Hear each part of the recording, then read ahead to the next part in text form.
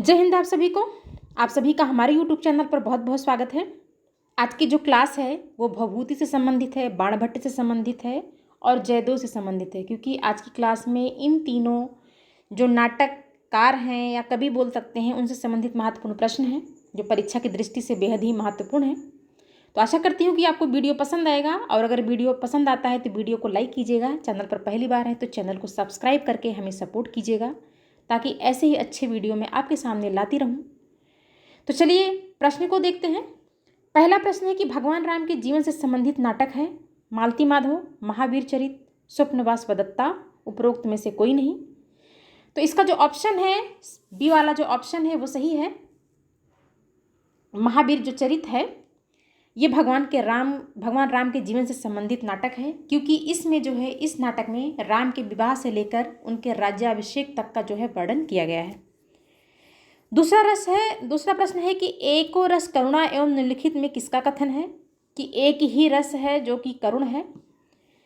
ये जो है किसने कहा, ये प्रश्न देखिए आश्रम पद्धति प्रवक्ता में पूछा हुआ प्रश्न है। ऑप्शन है कि विश्वनाथ ने कहा था, भवभूति ने कहा था, कि भारवी ने कहा था, कि जयदेव ने कहा था। तो ये जिसका जो आंसर है वो बी है कि भवभूति ने कहा था कि एक हो रस करुणा एवं, तो ऑप्शन बी जो है वो सही है। अगला प्रश्न है कि उत्तर रामचरितम के तृतीय अंक का संबंध किससे है।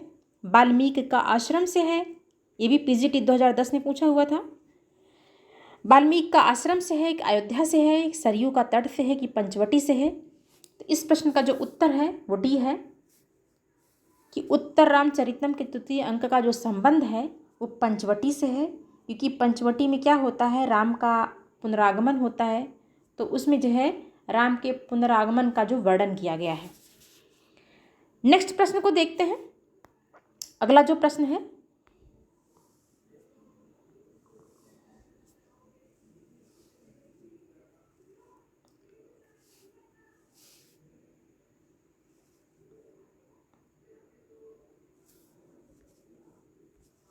अगला प्रश्न है कि एक और रस करुण एवं किस कवि की उक्ति है। ये भी पीजीटी 2005 में पूछा हुआ प्रश्न है। कालिदास की, बाणभट्ट की, भवभूति की या माघ की। तो आप सभी को पता है, अभी ऊपर हमने इस क्वेश्चन को सॉल्व किया था। इसका सी वाला जो ऑप्शन है वो सही है कि भवभूति ने कहा था कि एको रस करुण एवं एक ही रस है जो करुण है।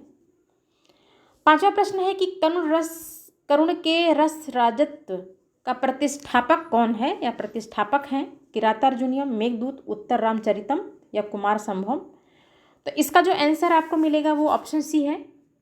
उत्तर रामचरितम जो है इसमें क्या है, करुण रस प्रधान है, इसलिए जो है करुण के रस राजत्व का प्रतिष्ठापक जो है वो उत्तर रामचरितम को कहा जाता है।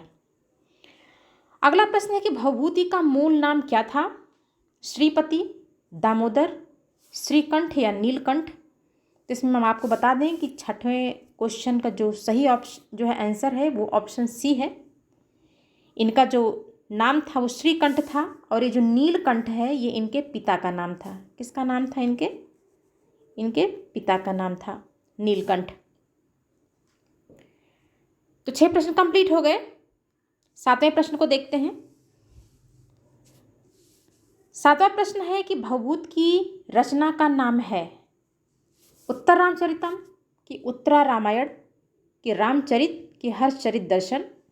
तो भवभूति की रचना का जो नाम है ये भी देखिए टीजीटी 2011 में पूछा हुआ प्रश्न है। ऊपर वाला भी जो क्वेश्चन है वो भी टीजीटी 2011 में पूछा हुआ था। तो भवभूति की जो रचना का नाम है ये वो है उत्तर रामचरितम। 7वें प्रश्न का जो पहला वाला ऑप्शन है वो सही है कि उत्तर रामचरितम जो है उत्तर रामचरित, इसका जो है ऑप्शन सही है। 8वां प्रश्न है कि करुण के रस राजत्व की प्रतिष्ठापना किस ग्रंथ के द्वारा की गई। थोड़ा सा प्रश्न कट गया है। करुण के रस राजत्व की प्रतिष्ठापना किस ग्रंथ के द्वारा की गई है, ये भी टीजीटी 2005 में पूछा हुआ प्रश्न है। रघुवंशम, उत्तर रामचरितम, प्रतिमा नाटक या किरातार्जुनीयम। तो इसका जो है बी वाला ऑप्शन सही है। उत्तर रामचरितम जो है इसके द्वारा जो है करुण के राजत्व की प्रतिष्ठापना की गई है। अगला प्रश्न है कि उत्तर रामचरित का प्रधान रस क्या है। ये वाला भी प्रश्न क्या है, पूछा गया है टीजीटी 2003 में। ऑप्शन है करुण रस, श्रृंगार रस, वीर रस या शांत रस। तो इसका जो आंसर है ए है, करुण रस है। उत्तर रामचरित में जो है करुण रस प्रधान माना गया है। नेक्स्ट क्वेश्चन को देखते हैं।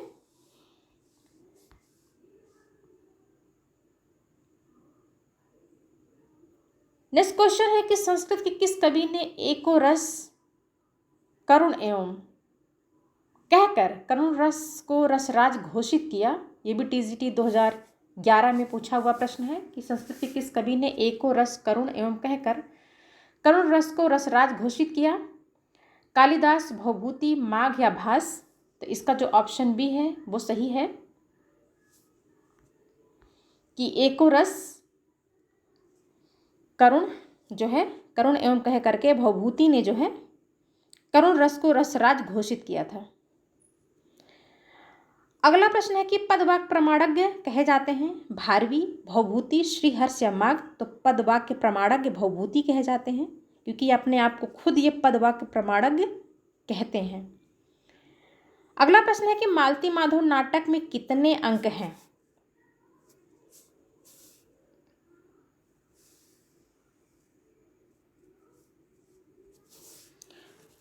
तो मालती माधव नाटक में कितने अंक हैं? 7 अंक हैं, 10 अंक हैं, 4 अंक हैं या 3 अंक हैं। तो मालती माधव नाटक में जो है 10 अंक हैं, 10 अंक हैं। और इसमें जो है मालती और माधव तथा मकरंद और मदयतंका के प्रणय और परिणय का जो है वर्णन किया गया है।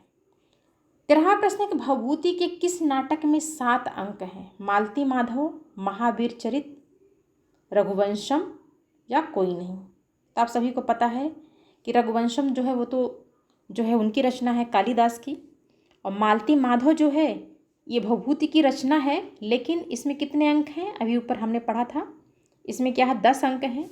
महावीर चरित जो है ये 7 अंकों का है। तो 13वें प्रश्न का जो ऑप्शन बी है वो सही है कि भवभूति के महावीर चरित नाटक में जो है 7 अंक हैं। और इसी में नहीं, उत्तर रामचरित में भी 7 अंक हैं, महावीर चरित में भी 7 अंक हैं और उत्तर रामचरित में भी 7 अंक हैं, क्योंकि भवभूति के 3 ही नाटक हैं। पहला मालती माधव है जिसमें 10 अंक हैं और जिसका जो रस है वो श्रृंगार रस प्रधान है। दूसरा महावीर चरित है जिसके 7 अंक हैं, उसका वीर रस प्रधान है। और तीसरा उत्तर रामचरित है जिसके भी 7 अंक हैं और उसमें करुण रस प्रधान है। 14वां प्रश्न है कि मालती माधव नाटक में रस हैं। तभी देखिए हमने आपको बताया कि मालती माधव नाटक जो है उसमें एक क्या है कि मालती और माधव के मिलन का वर्णन है, तो जाहिर सी बात है वो श्रृंगार रस ही होगा। तो 14वें प्रश्न का जो बी वाला ऑप्शन है वो सही है। 15वां प्रश्न है कि भवभूति अपने आप को कहते हैं परिणय प्रज्ञ कि परिजत प्रज्ञ कि परिणय प्रज्ञ या इनमें से कोई नहीं। भवभूत अपने आप को क्या कहते हैं? तो भवभूति जो है अपने आप को जो है परिणत प्रज्ञ कहते हैं। ये जो बी वाला ऑप्शन है वो सही है। 16वां प्रश्न है गौड़ी रीति के सर्वश्रेष्ठ कवि कौन है? भवभूति, भारवी, राजशेखर या इनमें से कोई नहीं। तो गौड़ी रीत के जो सर्वश्रेष्ठ कवि हैं वो भवभूति हैं। तो 16वें प्रश्न का जो ए वाला ऑप्शन है वो सही होता है। नेक्स्ट प्रश्न देखते हैं 17वां प्रश्न। 17वां प्रश्न है कि भवभूति के किस नाटक में वैदर्भी और गौड़ी रीति का मणिकांचन योग है? मालती माधव, महावीर चरित, उत्तर रामचरित या इनमें से कोई नहीं। तो भवभूति के जो है कौन से नाटक में है? तो भवभूति के जो है उत्तर रामचरित जो सी वाला ऑप्शन है, इसमें जो है आपको वैदर्भी और गौड़ी रीति का जो है मणिकांचन आपको देखने को मिलेगा। और मालती माधव और महावीर चरित में आपको सिर्फ गौड़ी रीति मिलेगी, लेकिन उत्तर रामचरित में गौड़ी और वैदर्भी दोनों आपको मिलेगा देखने को। तो अगले प्रश्न को देखते हैं। अगला प्रश्न है कि उत्तर रामचरित के किस अंक में लव कुश का क्या होता है, जन्म मिलता है। उत्तरराम के किस अंक में लव और कुश का जन्म होता है, अंक 1 में कि अंक 2 में कि अंक 3 में कि अंक 4 में। तो ये अंक 2 है, जो बी वाला ऑप्शन है ये सही है कि अंक 2 में, उत्तरराम के अंक 2 में जो है लव और कुश का जो है जन्म मिलता है। और अगर अंक 1 की बात करें हम, तो अंक 1 में क्या है कि राम का जो चित्र है, और मतलब राम की चित्र वीथी में सीता को विवाह से लेकर उनकी अग्नि शुद्धि तक का वर्णन आपको मिलेगा। 2 में वन में लव कुश और बताया आपको कि दोनों लोगों का जन्म का वर्णन किया गया है। 3 में क्या है, राम का पंचवटी में जो आगमन का वर्णन किया गया है। और जो चौथा अंक है उसमें वाल्मीकि आश्रम में वशिष्ठ हो गए, अरुधंती हो गई, कौशल्या हो गई, जनक हो गई, आदि लोग आते हैं और बालक लव का दर्शन करते हैं। तो इन 4 अंकों में ये सब जो है चौथे अंक में वर्णित है। अगला प्रश्न है, भवभूति के कितने नाटक हैं? 4 हैं, 3 हैं, 2 हैं कि 1 हैं? तो हमने भी आपको बताया था थोड़ी देर पहले कि भवभूति के 3 ही नाटक हैं। पहला मालती माधव है जो 10 अंक का है, दूसरा महावीर चरित है जो 7 अंक का है, और तीसरा उत्तर रामचरित है वो भी 7 अंक का है। 20वां प्रश्न देखते हैं, उत्तर रामचरित में रामायण के किस कथा का वर्णन है? थोड़ा सा प्रश्न कट गया, किस कांड का वर्णन है? उत्तर रामचरित में रामायण के किस कांड की कथा वर्णित है? अयोध्या कांड, अरण्य कांड की उत्तर कांड की बाल कांड। तो इसमें जो है उत्तर रामचरित में जो है आपको उत्तर कांड का जो है वर्णन मिलेगा। 21वां प्रश्न है कि एको रस करुण एवं किसका कथन है? देखिए ये भी जीआईसी प्रवक्ता में पूछा हुआ प्रश्न है कि एको रस करुण एवं एक ही रस है जो कि करुण है। तो ये किसने कहा था? विश्वनाथ ने, भवभूति ने कि भारवी ने, जयदेव ने? तो किसने कहा था? भवभूति ने कहा था। और अपने कौन सी रचना के आधार पर कहा था? तो उनकी जो रचना थी उत्तर रामचरित, जिसके कारण उनको सबसे ज़्यादा प्रसिद्धि मिली, उसी के आधार पर भवभूति ने जो है उसी जो है उसको उन्होंने करुण रस में लिखा हुआ था। उत्तर रामचरित जो है करुण रस में लिखा हुआ था, और इसीलिए उन्होंने बोला कि एक ही रस है जो कि करुण है। और भवभूति जो है वो कालिदास के बाद के माने जाते हैं। नाटककारों में सबसे पहला नाम कालिदास का आता है, उसके बाद भवभूति का आता है। अगर ये क्वेश्चन पूछा जाए कि नाटककारों में कालिदास के बाद किसका नाम आता है, तो उसका यही आंसर होगा कि नाटककारों में कालिदास के बाद किसका स्थान आता है? भवभूति का स्थान आता है। चलिए अगले प्रश्न देखते हैं जो कि बाणभट्ट से संबंधित हैं। पहला प्रश्न है, कादम्बरी किसकी रचना है? ये भी पीजीटी 2005 में पूछा हुआ प्रश्न है कि कादम्बरी किसकी रचना है? कालिदास की, बाणभट्ट की, भवभूति की कि भास की? तो कादम्बरी जो है वो बाणभट्ट की रचना है। तो पहले प्रश्न का जो बी वाला ऑप्शन है वो सही है कि कादम्बरी बाणभट्ट की रचना है। दूसरा प्रश्न है कि हर्षचरित के रचनाकार कौन है? बाणभट्ट, श्रीहर्ष की भास की रूप गोस्वामी? तो हर्षचरित के जो रचनाकार हैं वो बाणभट्ट हैं। ऐसा कहा जाता है कि जो बाणभट्ट थे वो हर्ष के समकालीन थे, मतलब हर्ष के दरबार में रहते थे बाणभट्ट, और उन्होंने जो है हर्ष के ऊपर जो ग्रंथ लिखा उसका नाम हर्षचरित रखा। और इनका ये जो ग्रंथ है ये महाकवि बाणभट्ट की प्रथम रचना भी है, और ये अपूर्ण भी है। कहा जाता है कि ये पूरा नहीं हुआ है।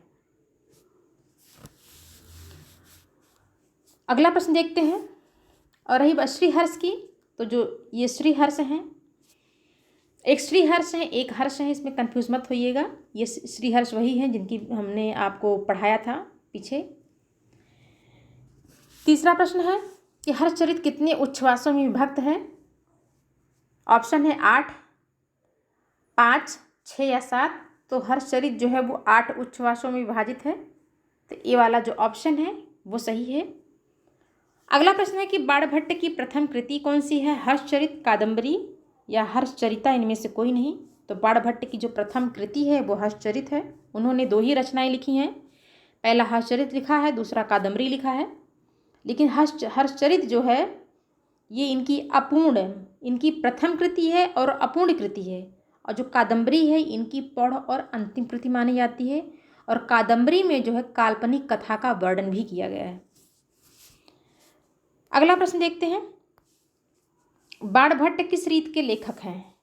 ये प्रश्न भी बहुत इंपॉर्टेंट है। बाणभट्ट किस रीत के लेखक हैं? पांचाली, वैदर्भी, गौड़ी या सभी गलत है? तो बाणभट्ट जो है वो पांचाली रीति के लेखक हैं। अगला प्रश्न है, गीत गोविंद के रचयिता कौन है? कालिदास, बाणभट्ट, भारवी या जयदेव? तो गीत गोविंद के जो रचयिता हैं वो जयदेव हैं। ये प्रश्न भी कई बार पेपरों में पूछा गया है कि गीत गोविंद के रचयिता कौन है? तो जयदेव हैं। अगला प्रश्न है, कौन भास द्वारा रचित नाटक नहीं है? मृच्छकटिकम, उर्भंगम, दूतवाक्यम या मध्यम व्यायोग? तो जो पहला ऑप्शन है ए, ये भी पीजीटी 2010 में पूछा हुआ प्रश्न है। तो मृच्छकटिकम जो है ये भास की कृति नहीं है। ये किसकी कृति है? ये शूद्र की कृति है। किसकी? शूद्र की कृति है मृच्छकटिकम। बाकी उर्भंगम हो गया, मध्यम व्यायोग हो गया, दूतवाक्यम हो गया, ये जो है भास की कृति है। अगला प्रश्न है कि मृच्छकटिक नाटक में कितने अंक हैं? 5 की 12 की 10 या 11?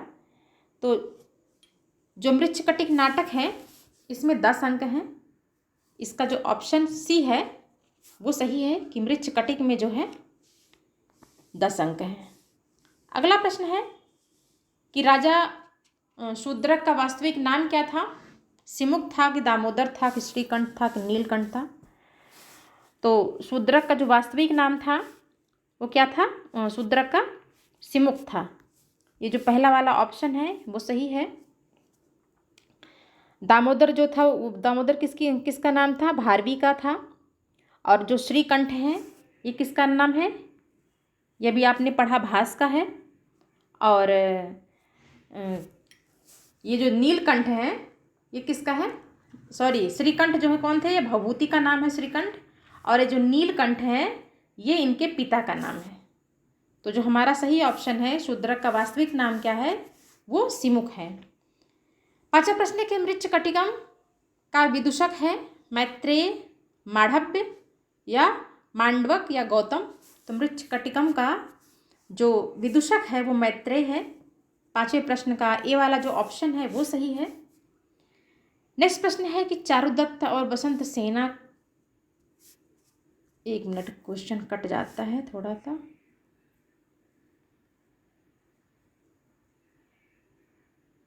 चारुदत्त और बसंत सेना के प्रेम का जो वर्णन है वो कहाँ मिलता है? कादम्बरी में मिलता है कि हर्षचरित में मिलता है कि मृच्छकटिकम में मिलता है? यह सभी गलत हैं। तो चारुदत्त और जो बसंत सेना के प्रेम का जो वर्णन मिलेगा वो आपको ऑप्शन सी में मिलेगा। यानी कि ये जो शूद्रक की रचना मृच्छकटिक है इसमें आपको मिलेगा चारुदत्त और बसंत सेना की प्रेम का वर्णन मृच्छकटिक में मिलेगा। तो आशा करती हूँ कि वीडियो आपको पसंद आया होगा। और इसमें 2-4 क्वेश्चन और हैं जो मैं आपको बता दूँ। जैसे कि अगर पूछा जाए कि विशाख दत्त की रचना क्या है? क्या है? एक मिनट।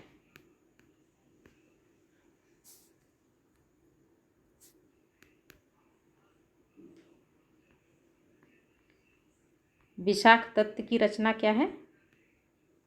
तो विशाख दत्त की जो रचना है वो क्या है? वो मुद्रा राक्षस है। आप इसको नोट कर लीजिएगा कि ज़्यादा क्वेश्चन तो बनते नहीं हैं, यही एक ही क्वेश्चन बनता है। तो इनकी जो रचना क्या है वो है मुद्रा राक्षस, ये आप नोट कर लीजिएगा। और एक जो और महत्वपूर्ण प्रश्न है वो है हर्ष से संबंधित कि हर्ष के कितने नाटक हैं? ये वही हर्ष है जिसके दरबार में जो है बाणभट्ट रहते थे। तो हर्ष के 3 नाटक हैं।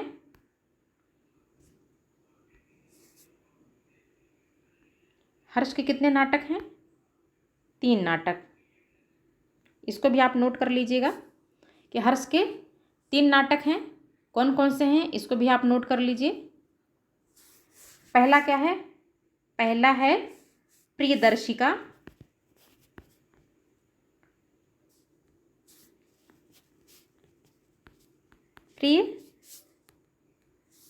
दर्शिका, इसको आप नोट कर लीजिए। प्रियदर्शिका, इसमें कितने अंक हैं? इसमें 4 अंक हैं, ये भी आप नोट कर लीजिए। और जो उनका दूसरा नाटक है श्री हर्ष का, तो दूसरा क्या है? दूसरा है रत्नावली। रत्नावली है, इसमें कितने अंक हैं? इसमें भी 4 ही अंक हैं, इसे भी नोट कर लीजिए। और इनकी जो तीसरी रचना है वो नागानंद है। तीसरी कौन सी है?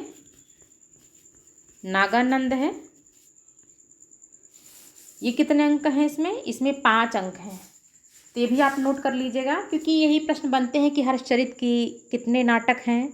तो 3 हैं। हर्षचरित प्रियदर्शिका किसका नाटक है? तो हर्ष का है। रत्नावली किसका नाटक है? तो हर्ष का है। कितने अंक हैं? 4 अंक हैं। नागानंद किसका नाटक है? तो ये भी हर्ष का है। इसमें कितने अंक हैं? इसमें 5 अंक हैं। तो यही क्वेश्चन बनते हैं, इससे ज़्यादा क्वेश्चन ज़्यादातर नहीं बनते हैं। बहुत डीपली अगर पूछता है तो नेट और जेआरएफ में पूछता है। टीजीटी पीजीटी लेवल के जितने भी हिंदी साहित्य से संबंधित महत्वपूर्ण प्रश्न थे वो हमने आपको करा दिए। आज हमारा हिंदी साहित्य जो है वो संस्कृत साहित्य जो है वो ख़त्म होता है।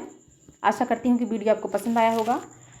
अगली वीडियो में मैं आपको जो पिछले साल का जो मॉडल पेपर था, जो परीक्षा में पूछा हुआ प्रश्न था, तो अगली वीडियो में मैं आपको वो सॉल्व कराऊंगी। तो आज हमारा हिंदी साहित्य से संबंधित जो महत्वपूर्ण प्रश्न थे आज समाप्त होते हैं। आशा करती हूँ कि आपको वीडियो बहुत पसंद आया होगा। अगर वीडियो पसंद आया होगा तो वीडियो को लाइक कीजिएगा। चैनल पर पहली बार हैं तो चैनल को सब्सक्राइब करके हमको सपोर्ट कीजिएगा। धन्यवाद।